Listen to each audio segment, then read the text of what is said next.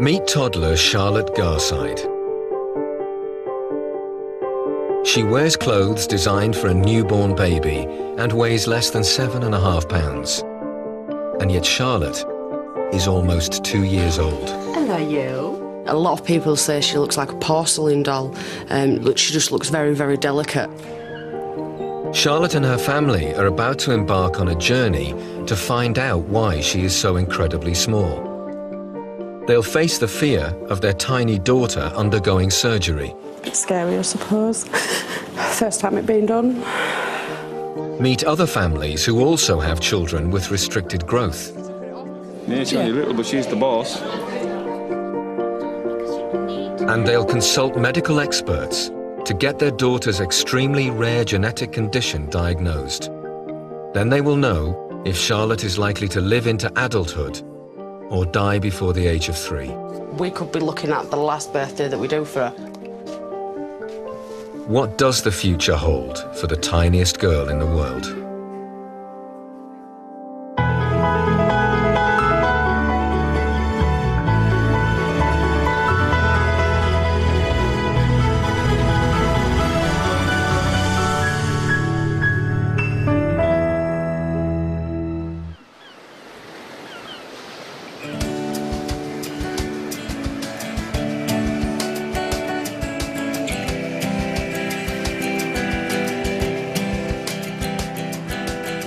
Withensea is a small seaside town just outside Hull in the north of England and is home to an extraordinary toddler.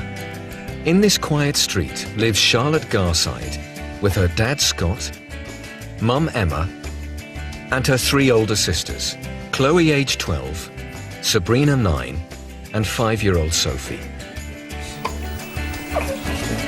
Charlotte will be never taller than me.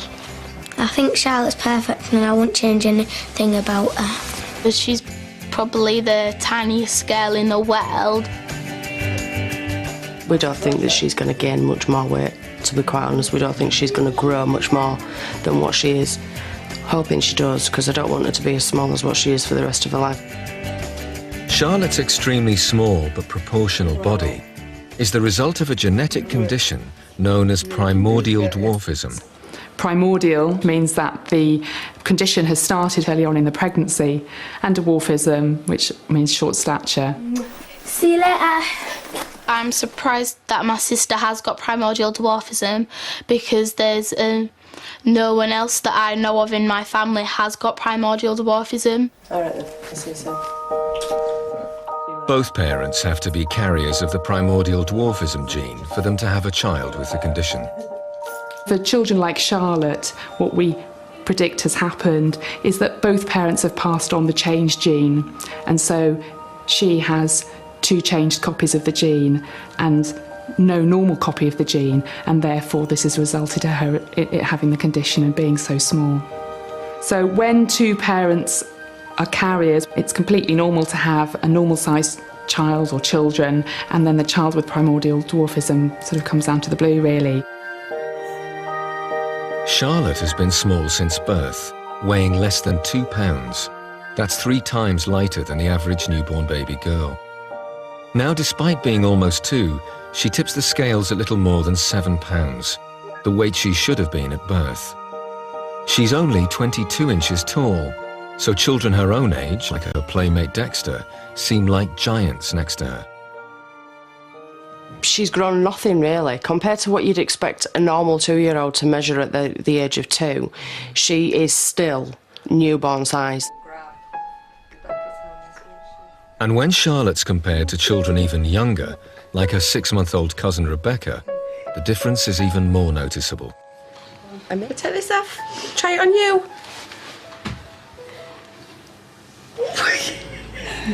What's he doing? It's too big. Charlotte's just like a living doll. I dressed my sister in my dolly's clothes. Shopping for a 2-year-old who's only the size of a newborn is difficult for Mum Emma and Grandma Linda. Life itself is so different from a normal child. She's in newborn clothes now. Newborn clothes, which is a milestone for her to have got into newborn clothes because it took her so long to get her out of premature.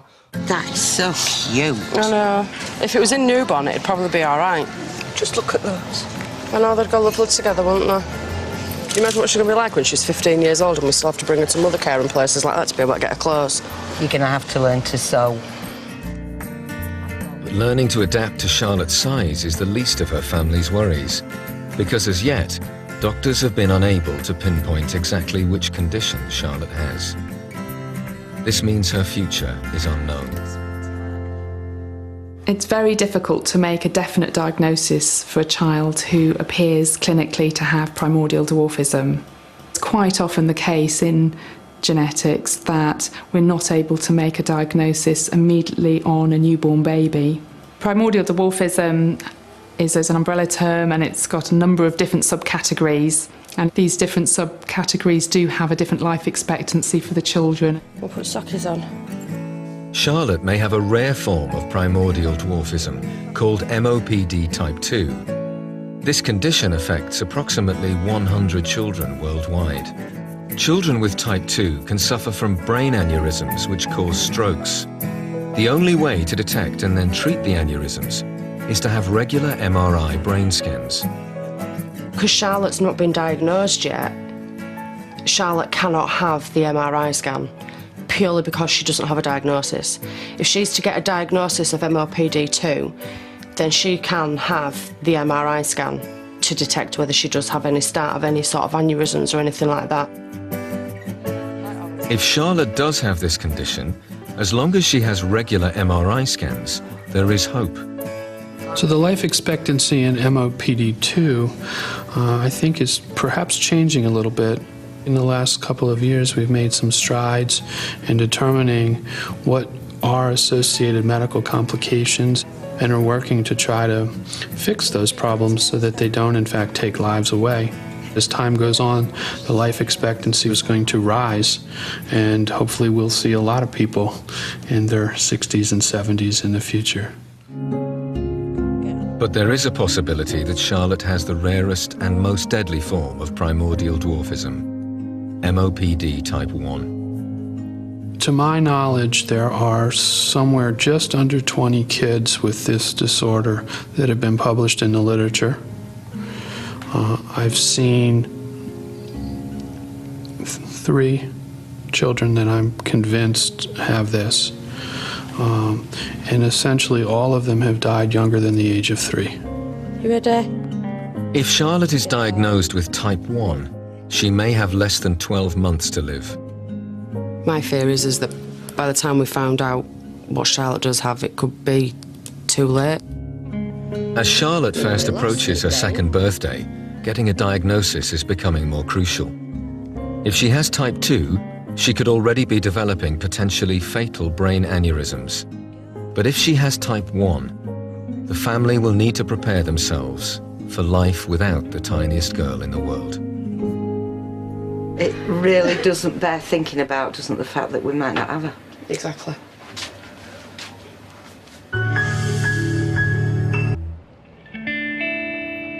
Charlotte Garside has an undiagnosed form of primordial dwarfism. Age 2, she weighs the same as an average newborn baby. But her size is not the only thing that makes her different from her peers. Morning, Charlotte. You okay? You're going to do some good work today. Right then, should we get you out? Developmental delay is seen in some of the children because of their small size, and that may well make it difficult for them to develop at a normal rate. Charlotte has monthly physiotherapy sessions to help her become more mobile. Charlotte is still not talking, and she's not walking. Obviously, we know that Charlotte's a little bit delayed in her milestones, as we would expect her to do, and she's making brilliant improvements, but she's still just lacking her independent standing, and obviously with that will then come her cruising ability along the furniture and her walking, and those are the things that really we're aiming towards, but we know that it's much more realistic to think that Charlotte will do those things as she gets a little bit older. Charlotte's been different from other children since the day she was conceived. When Mum Emma was pregnant with Charlotte, there was no indication that anything was wrong. But when Emma went into labour, doctors questioned her due date. This doctor that came to see me, he said to me, he said, "How many weeks are you?" I says, "I'm nearly 36 weeks. And he says, "Are you sure of your dates?" And I said, "Yes."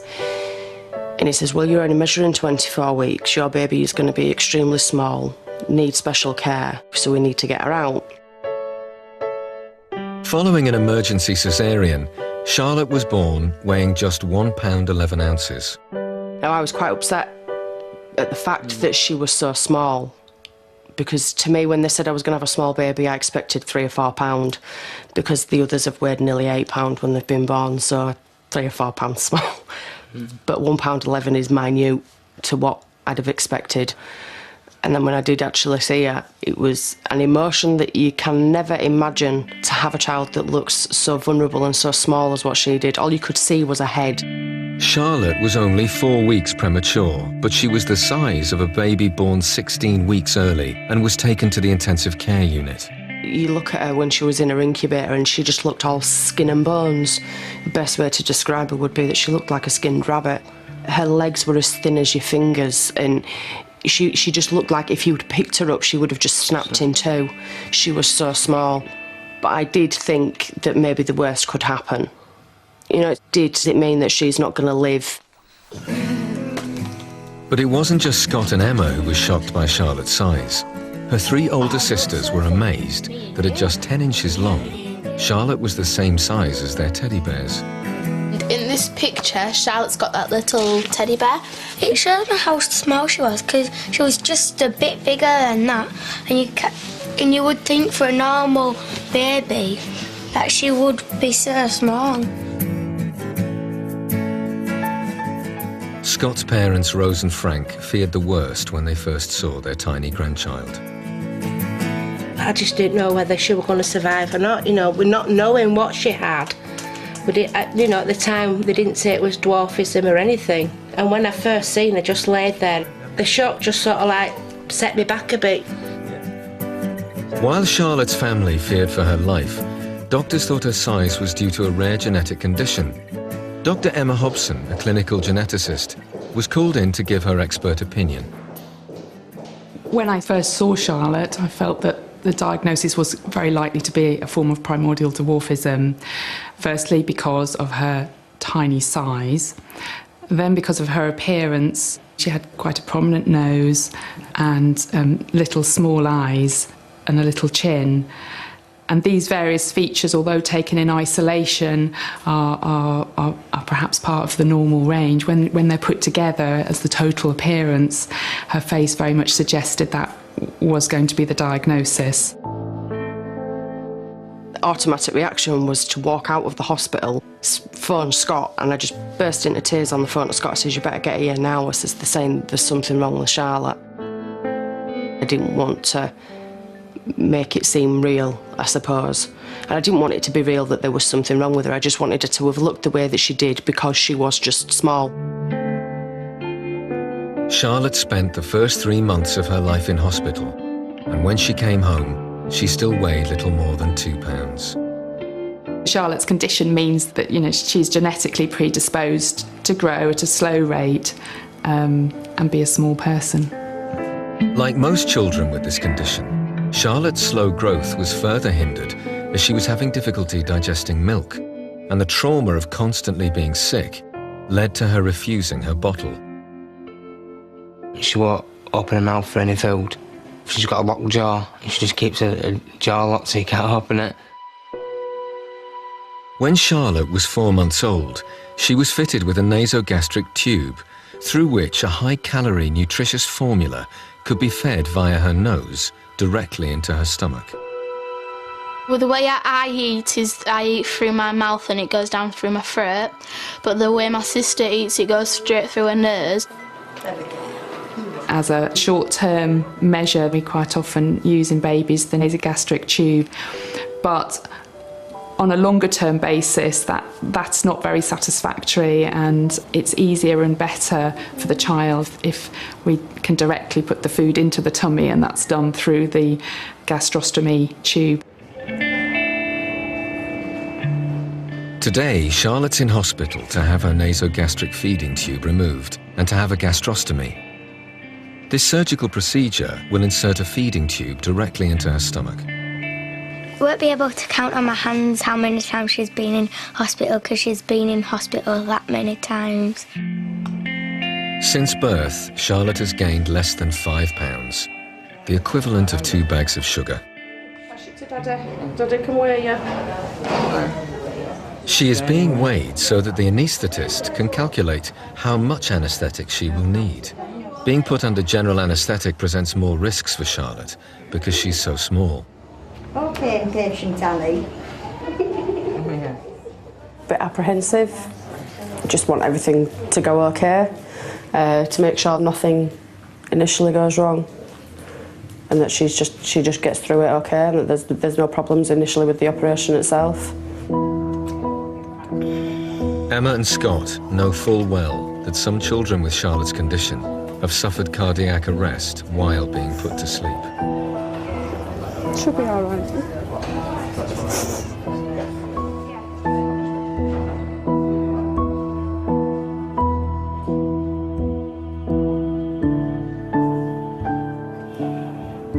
Bit scary, I suppose. First time it being done. Just try a fight with him, which is just like Charlotte, but I suppose it takes hold, doesn't it? And she just finally went to sleep.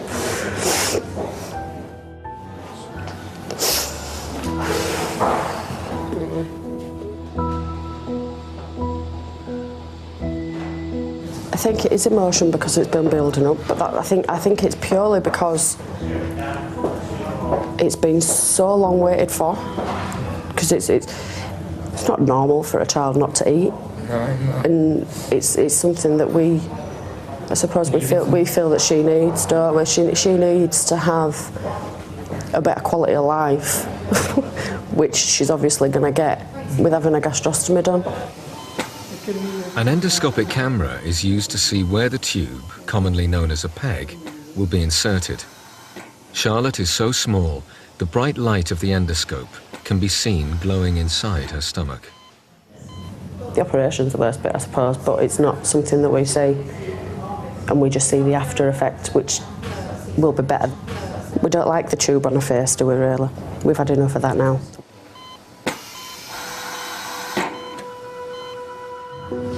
It's just really scary.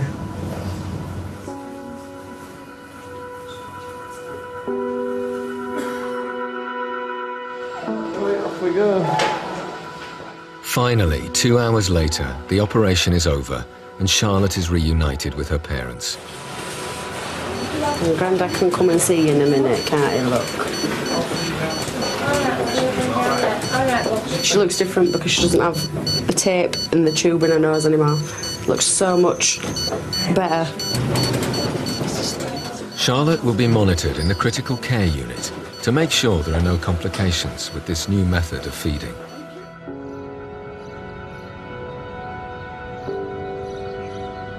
But just 48 hours later, Charlotte's health deteriorates.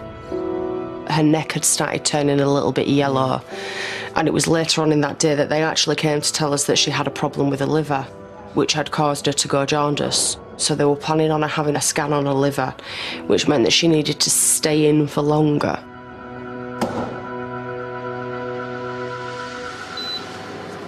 The ultrasound scan reveals Charlotte has cysts on the bile ducts in her liver. Known as Caroli disease, this congenital condition is sometimes found in children with one of the rarest types of primordial dwarfism. There's the liver here, and then these are the black bits are the sort of fluid-containing structures. Scott and Emma have a meeting with Dr. McLean, a consultant paediatrician who specialises in diseases of the liver. I think because it's affecting the whole liver, we aren't going to be able to do anything about it surgically. Yeah.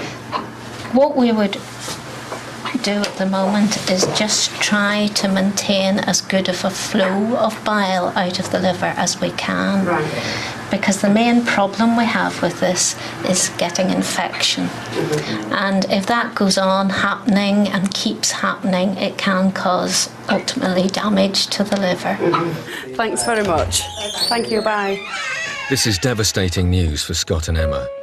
Liver cysts are a symptom of the form of primordial dwarfism with the shortest life expectancy, type 1. Emma's learning to cope with the fact that her daughter's health problems are genetic. I felt that it could have been my fault. But then on the other hand, I sat there and thought, well, if it is a genetic condition, it is my fault why she is like she is. But I didn't want to put blame on myself, because if you put blame on yourself, you're then going to feel guilty, and then you're going to sit there and ponder on it, and you'll never be able to get on with life and enjoy the child like you should. Charlotte will be on medication for the rest of her life to prevent her liver becoming infected.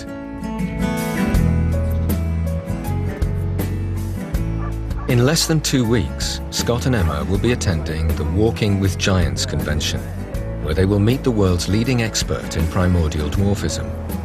Everyone in Charlotte's family is hoping this will lead to a diagnosis. I think I'd prefer to know, and no doubt you and Emma would as well, like, you know what I mean? Once you find out what type it is, then you can start doing stuff about it then. Attending the convention will be an opportunity for Scott, Emma and the girls to meet other children like Charlotte and their families. Could this give them an insight into what the future may hold for Charlotte?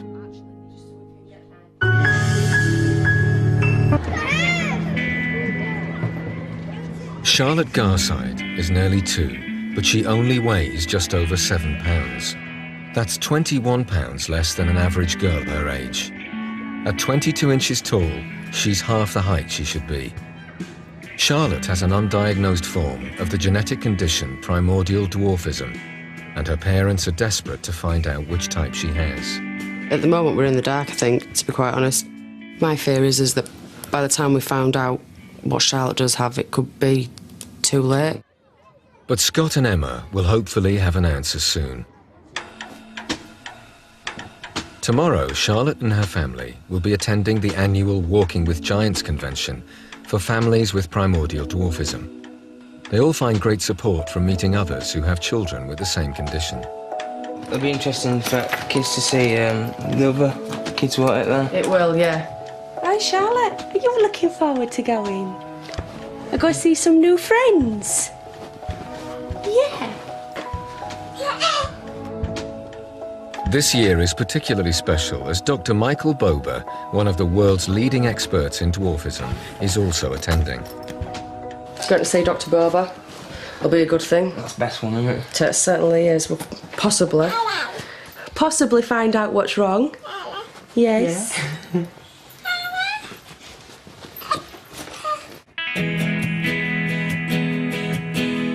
Families from all over Europe have descended upon Liverpool for the Walking with Giants convention.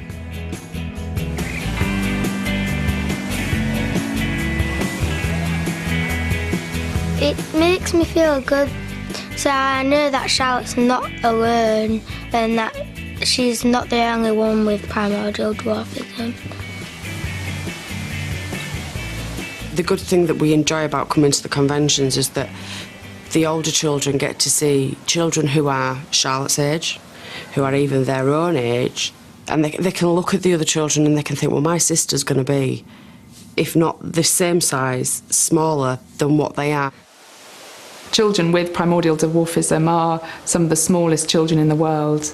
There are not many other conditions that would make a child that very small.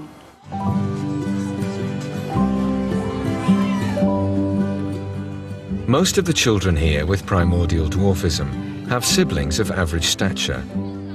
Alex is 4, but he's only as tall as the average 2-year-old. His older sister Jess finds meeting the other families very therapeutic. I really like coming to conventions like this because I get to talk to other people about how I feel. sometimes you think you're learning that your sister is the only one like it, and then when you go to conventions and that, then you know you're not alone.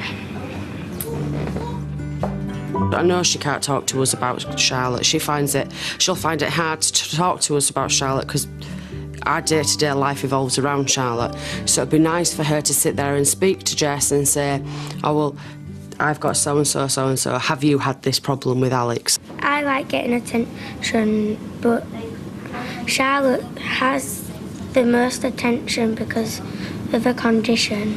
It really annoys me. Have you told your mum? No. Why don't you tell her to get her to take you out somewhere then? But children like Charlotte also attract negative attention. And even 5-year-old Sophie has noticed. When people walk past, they always laugh at Charlotte. And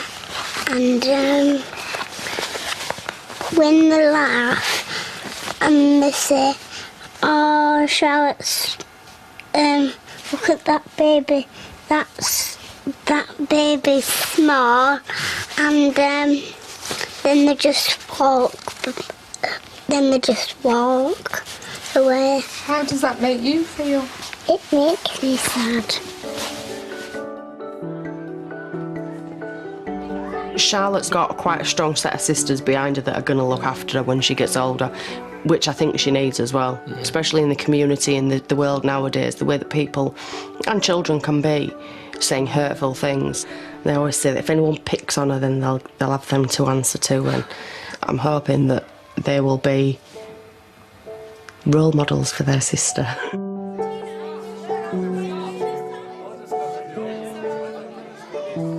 It's nice to know what other families have experienced with their children growing up, because at the moment, with Charlotte being nearly 2 years old, all she can do is sit up. She has mental ability of a 12 to 15-month-old child, but her physical ability is that of a 6 to 9-month-old. Just like you. Scott has become friends with Robbie. His son Liam, unlike most children with the condition, has never had a problem eating. But although he's only 5, Liam knows that some of his friends have to be fed differently. What's this then, Charlotte? What's this for? What's that? And what's the tube for? So she gets take the fingers out of your mouth. Yeah, so that tube goes inside the belly and she gets a dinner. Yeah? Yeah, well, is this your dinner? No, you had your dinner, you don't eat your fingers then, do you?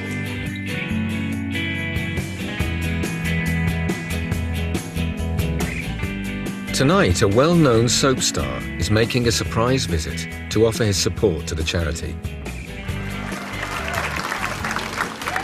I'd like to introduce him now, Bruce Jones, aka Les Battersby. Cannot thank you enough for coming on. Thank you. I think the giants anyway. Yes, and that's... It's a pleasure to be here, and I'm proud to be here. I've never heard of this charity in my life before. For someone to walk in off the streets and not know the situation that they're walking into, to then walk into a room that's full of little people, I think it's quite a shock to the system. Oh my, is that your daughter? Yes. How old is she? 2. I'd be friends of picking her up. Come on, Charlotte. Are you sure I'm okay? Of course you are. Oh, look at that. And she's 2 years of age. Amongst all the kids, it was only the last minute I saw her. And then I looked down and I thought, oh, it's someone's doll. Someone's left a doll on the floor, and then I seen her move, and I went, oh. And then I just got to go over and hello, what's her name? Bruce meets 12-year-old Rima, who has MOPD type 2. She developed brain aneurysms as a side effect of the condition. But as she was undiagnosed until the age of 10, the aneurysms went undetected, resulting in her having more than 30 strokes. MOPD stands for microcephalic, which means a small head, osteodysplastic, which means a problem with the bones, primordial dwarfism. You dance, go on, you dance. In MOPD type 2, the children are born very small. Also, those children are thought to have the vascular problems in the brain and therefore at risk of the brain hemorrhages. They couldn't diagnose till she turned 10. They found out she was MOPD type 2. When Rima had her first stroke, she was the same age as Charlotte is now. Most of her brain is damaged now from all the strokes she had.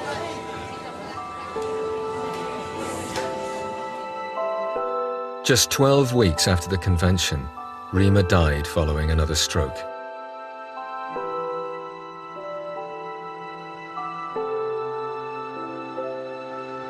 Scott and Emma are desperate for a diagnosis for their daughter, as she may have the same condition and be at risk of having a stroke.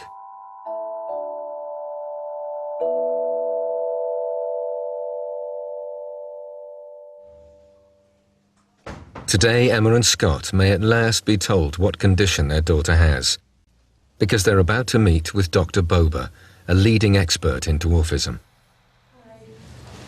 Hey there. What are you doing? Not too bad. Mike Bober, hi. Hi. Hi. And this must be Miss Charlotte, huh? It is. Because Dr. Bober's one of the leading specialists in the world. So I've just woke up. Lucky her. Oh. He understands all the different features and similarities and all the things that go with the condition. So he may well be able to say to us, just by looking at Charlotte, Charlotte looks like she has got so-and-so, so-and-so. Dr. Bober is, in theory, our only hope to find out what it is that Charlotte has. How old is she? When was her birthday? Her birthday is the 19th of August, 2007. Dr. Bober reviews Charlotte's case notes and takes measurements. 3.4. But one element of Charlotte's case history is of particular interest to the doctor. So she has cysts on the liver? She does, yeah. After an intensive hour of questioning, Dr. Bober is finally ready to comment on Charlotte's condition. Her general size and stature is consistent with an MOPD type 2 diagnosis. Right. But there's some things that are a little bit different. Right. That I'm not sure that I'm comfortable being that precise at this moment. There is a form of primordial dwarfism that's called MOPD type 1. Yeah. And that is a much more severe disorder than MOPD 2. And she's a little bit large for that diagnosis. But those children do have liver cysts. Right. MOPD1 is a much more serious diagnosis. These children have far more severe problems because the brain itself really has major malformations. Children with a diagnosis of MOPD type 1 have a shortened life expectancy, maybe a life expectancy only into early childhood. I've seen 3 children that I'm convinced have this.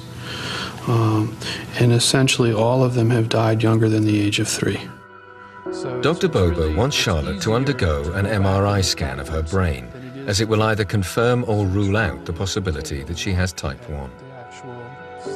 It's a vital thing that we need to do, the MRI, because then we can then figure out what life is going to be for Charlotte. Maybe this is primordial dwarfism, Charlotte type. Yeah. You've given us a very good insight. Yeah, definitely. You're very welcome.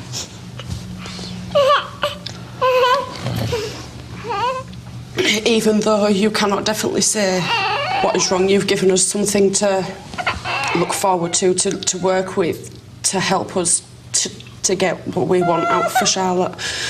And I'm so grateful. Yeah, you're welcome. And that's enough. At the moment, numbers are irrelevant until we know for certain. Quite a hard thing to sit and think about, because you don't have your kids to think of them that they're going to die, which is something that no matter what, we will have to think about. While Scott and Emma wait for an MRI scan to find out whether their daughter has the rarest and most deadly form of primordial dwarfism, they're trying to stay optimistic and preparing to celebrate her second birthday.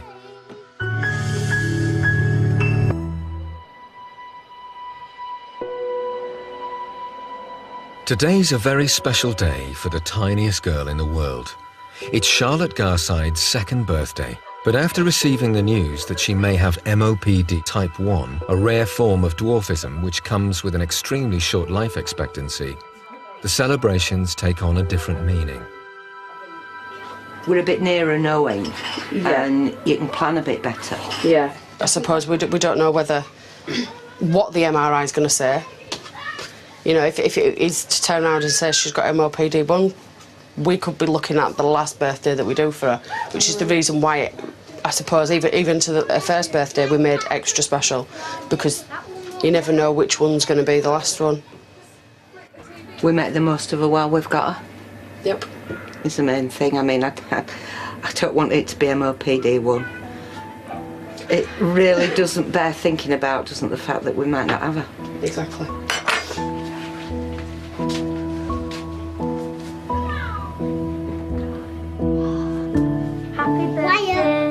The only way to find out if Charlotte has this rare condition is for her to undergo an MRI brain scan. But the family are still waiting for an appointment date.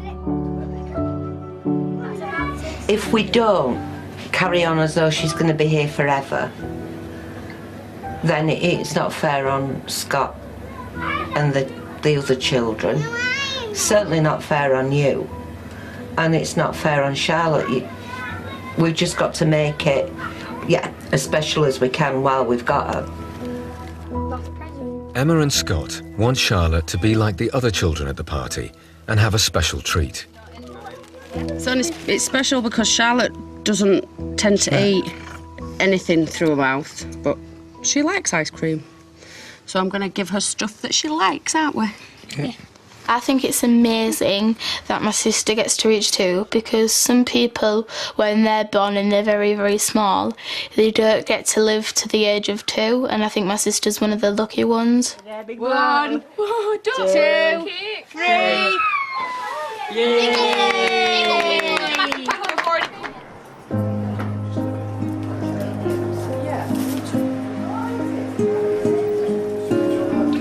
2 months after their meeting with the American dwarfism specialist Dr. Bober, Charlotte arrives at Hull Hospital to have a scan of her brain performed.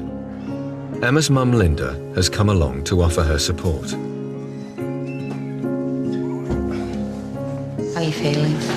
I'm a bit worried about what they're going to do today, I suppose, and what they're going to find, because I suppose it's going to be the deadline, it's going to be the D bit that makes everything fall into place. Yeah.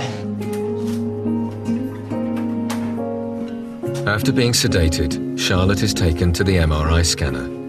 Emma will stay with her daughter throughout the 30 minutes it takes to scan her brain.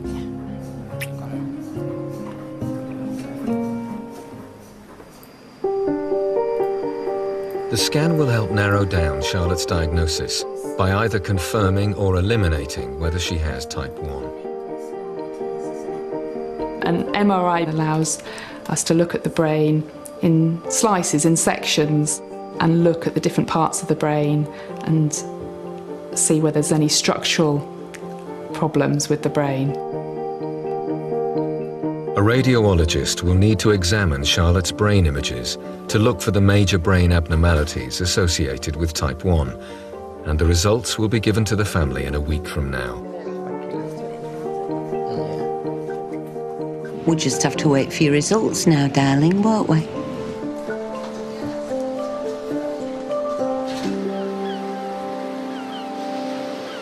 A major event has occurred in Charlotte's life. She started nursery. Oh, getting stuck. Hiya. She goes for a few hours to play with little kids, so she can mix and see what real life's like and learn things.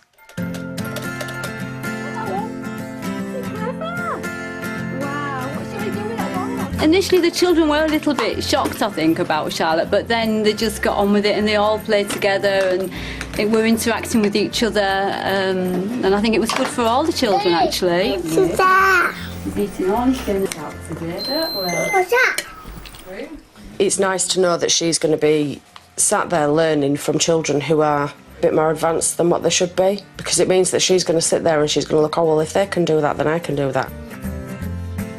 But while Charlotte is enjoying spending time with her friends at nursery, her future is resting on the outcome of her MRI scan.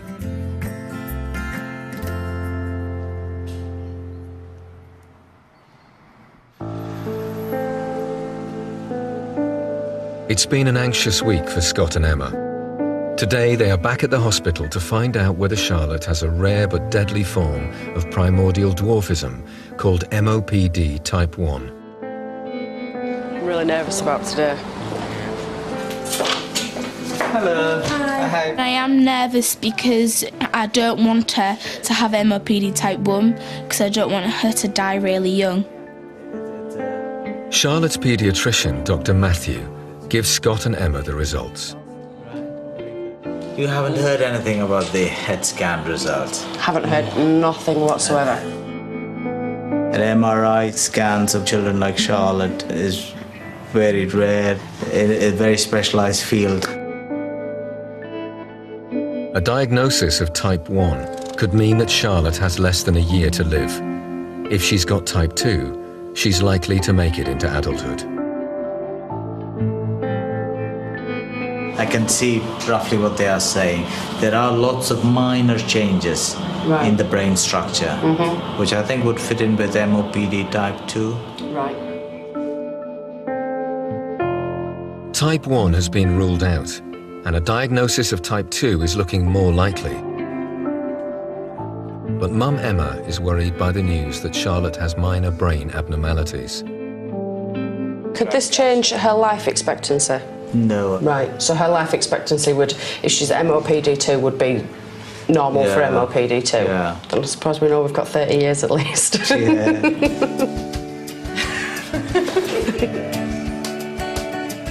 Do you feel relieved now? I do, yeah. Good, I do as well. It felt like a big weight had been lifted when he'd said that, because then that means that we know that we can carry on now.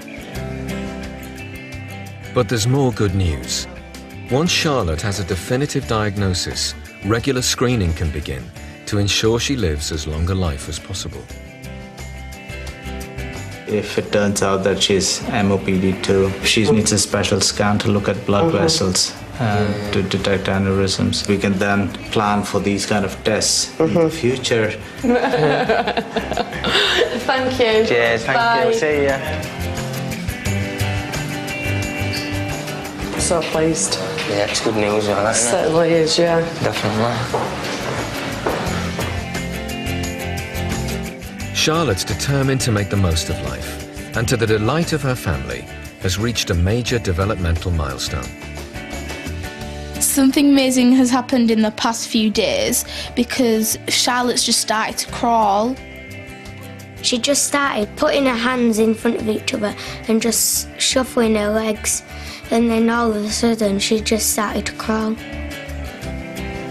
Although she should have started crawling more than a year ago, developing this important motor skill shows that Charlotte may well have the mental and physical ability to enjoy life to the full. She can now get places than just sitting down. And the funny thing about it is whenever she crawls, she always goes to the toys. It does give me hope soon that she will be walking. Made me feel quite excited, really. You're being a little clever girl, aren't you? Still got a long way to go, but it's now time to get on with life, I think. Stop dwelling and stop thinking about the what-ifs. Make her life full to the max.